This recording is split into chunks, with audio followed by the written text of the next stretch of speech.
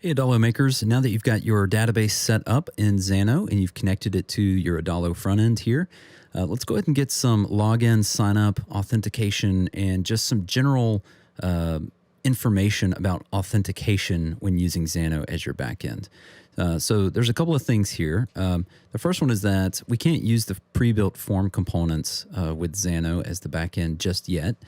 So you'll want to use these individual components. You can see that I've got a form here that's just a group of individual components that are labeled. If you're using kind of this bootstrap template, you'll notice that this is kind of built out for you.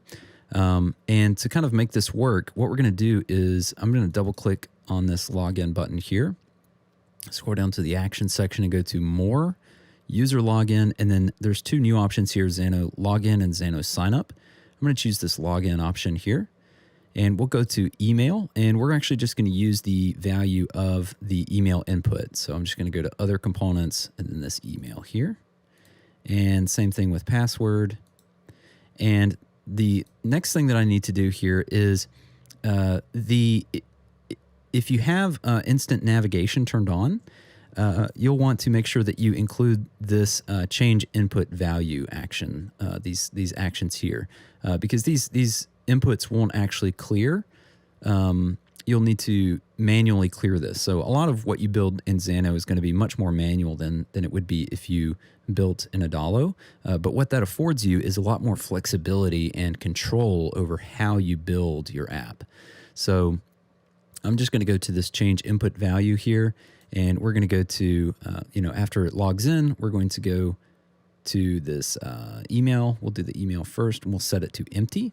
And then we're also going to change the password input to empty, all right? So we'll just leave that as empty. And then after it does these two things, I want it to just link to the home screen here, all right? So that's kind of our login flow here, and we kind of need to do the exact same thing for this sign up flow. So I'm just gonna click on this sign up button. We'll go to we'll go to more, user login, Xano sign up. And we've just got one more field here, other components, full name. We've got other components email, and finally other components password. And we're going to clear these as well. So we're going to go to more, change input value. We're going to clear the full name first to empty. We will clear this email to empty, and then we will clear this password to empty. All right. And then, of course, we're going to link back to our home screen. And there's a third action here, and that is this login, or I'm sorry, the log out. So on this right icon here, there is a log out function that works very similarly to the way that it does in Adalo. So you'll just go to more, user login, and then there's log out right there. All right. So that pretty much stays the same. We're just going to log out and then link back to the welcome screen or the sign up, wherever you want to link them to. All right. There's one final thing here that I want to address about user authentication, and that is the password requirements. So you'll notice here that in this kind of pre-built thing, it says must have one letter, one number, and at least 8 characters. You can actually control what this password needs to be. And there's some kind of automatic error handling that takes place in the back end that your users will be shown if their password does not meet this requirement, all right? And you can actually set this up in Xano. I'm here in our cars kind of user database here.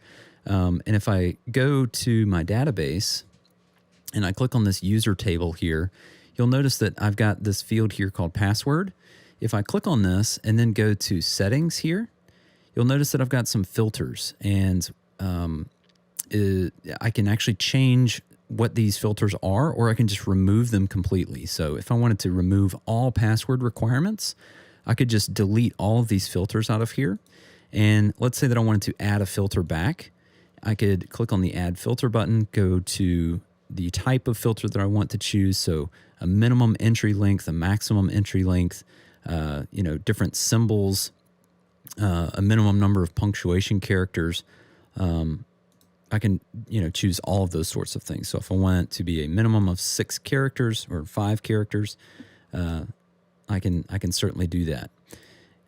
So that's how you can kind of change the password requirements for your sign up form. All right. So those are just kind of some quick tips about how to set up the user authentication and kind of the flow of signing up and logging in, logging out, and kind of the password requirements for user authentication and users when using Xano as the backend for your Adalo apps.